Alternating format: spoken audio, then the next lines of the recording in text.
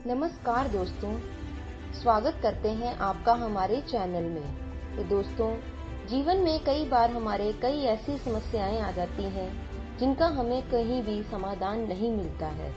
हम अपनी कहानियों के माध्यम से आपकी हर समस्याओं का समाधान जुटाने में आपकी सहायता करेंगे। आइए कहानियों को सुनते हैं।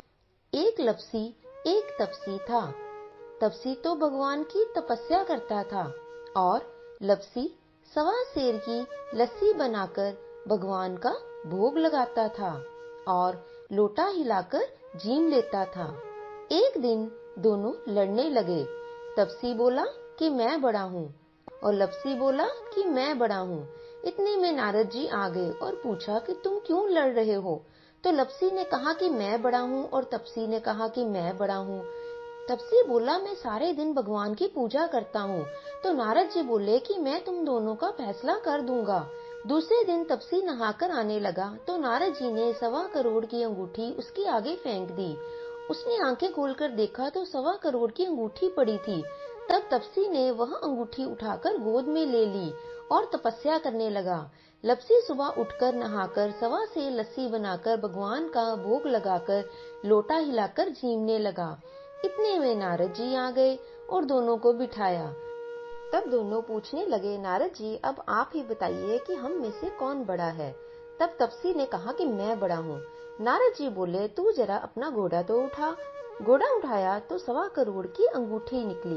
तब नारद जी बोले कि ये अंगूठी तो तूने चुराई है, इसलिए तेरी तपस्या भंग हो गई है, इसलिए लप्सी बड़ा है। तो तपसी बोला कि महाराज मेरी तपस्या का फल कैसे मिलेगा। तो नारद जी बोले, तेरी तपस्या का फल कार्तिक नहाने वाली देगी। सबकी कहानी कहकर तेरी कहानी नहीं कहेगी तो कार्तिक का फल तुझे मिल जाएगा। तो दोस्तों बोलिए कार्तिक महाराज की जय हो। इसी प्रकार से दूसरी कथा है, एक इल्ली और घुन था। इल्ली बोली, आओ घुन कार्तिक नहाए। घुन बोला, तू तो गोरी पड़ी हुई हो, तू ही नहा ले। मेरे तो मोट बाजरा पड़ी हूँ, मैं नहीं नहाऊंगा। मैं तो हरे हरे बाजरे का सिट्टा खाऊंगा, ठंडा ठंडा पानी पीऊंगा।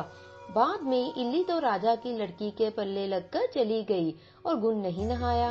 कार्तिक उतरते ही दोनों मर गए। बाद में इल्ली ने कार्तिक नहाने के कारण राजा के घर जन्म लिया और गुण राजा के घर गधा बना। जब बेटी के विवाह का साया निकलवाया तो विवाह का दिन निकल गया और ससुराल जाने के लिए विदा होने लगी तो बेटी की बैलगाड़ी रुक गई। तो राजा रानी बोले कि बैलगाड़ी क्यों रुक गई, तुझे जो चाहिए मांग ले। तब लड़की बोली कि यह गधा मुझे चाहिए। तो ये बोले कि ये क्या मांग लिया, ये मत ले जाओ, जो चाहे तो धन दौलत ले जाओ। परंतु ये गधा वह नहीं मानी और कहा मुझे तो यही गधा चाहिए। तो वह गधा रथ के साथ बांध दिया। जब साथ बांध दिया तो वह फुदक फुदक कर भागने लगा। तब लड़की महल में जाने लगी तो उसे सीढ़ी के नीचे बांध दिया। जब सीढ़ी उतरने लगी तो गधे ने कहा, ए सुंदरी, तुम मुझे अपने साथ यहाँ पर क्यों लाई हो। तब लड़की ने पिछले जन्म की कहानी सुनाई और कहा कि जब मैंने कहा था कि आ नहा ले तब तूने कहा था मैं तो बाजरा खाऊंगा और ठंडा ठंडा पानी पीऊंगा। तो आपस की ये बात दौरानी जिठानी ने देख ली तो देवर को सिखा दिया कि तू क्या जादूगरनी लेकर आया है जो जानवर से बातें कर रही है। तो वह बोला कि कानों सुनी नहीं मानता हूँ, आंखों से देखकर ही मानूंगा। दूसरे दिन वह छुपकर बैठ गया और देखा कि रानी महल के नीचे उतरी तो गधा फिर वही बात बोला। तो रानी ने भी जवाब दिया। तब वह तलवार निकालकर खड़ा हो गया और बोला कि तू जानवर से बातें क्यों कर रही है, तू बात बता दे नहीं तो तलवार से मार दूंगा। तब रानी ने कहा कि औरत का भेद मत खोलो। तब राजा ने कहा कि मैं तेरा पूरा भेद खोल दूंगा। तब रानी ने कहा कि पिछले जन्म में मैं इल्ली थी और यह घुन था। तब मैंने कहा था कि आ घुन कार्तिक नहा ले तो ये नहाया नहीं था, जिससे यह गधा बन गया और मैं राजा के पल्ले से लगकर नहाई तो राजा के घर जन्म लिया, इसलिए मैं तो पिछली बात कह रही थी। यह बात सुनकर राजा ने कहा कि कार्तिक में नहाने में इतना फल मिलता है। तो रानी ने कहा कि कार्तिक में नहाने से मैं आपके घर में राजपाट कर रही हूँ। तब राजा ने कहा कि अगर इतना फल है तो हम दोनों अब से जोड़े से नहाएंगे और बहुत दान पुण्य करेंगे, जिससे आगे हमें और ज्यादा सुख मिलेगा। तो दोनों जने कार्तिक नहाने लगे। इस प्रकार राजा के घर में बहुत सी धन संपत्ति और सुख वैभव की अपार कृपा होने लगी। तो बोलिए कार्तिक महाराज की जय हो। दोस्तों, कार्तिक मास में देवी लक्ष्मी को प्रसन्न करने के लिए तुलसी पूजा अवश्य करनी चाहिए। पूरे मास यदि मनुष्य तुलसी पूजन कर ले तो देवी लक्ष्मी उसका घर धन धान्य से भर देती है।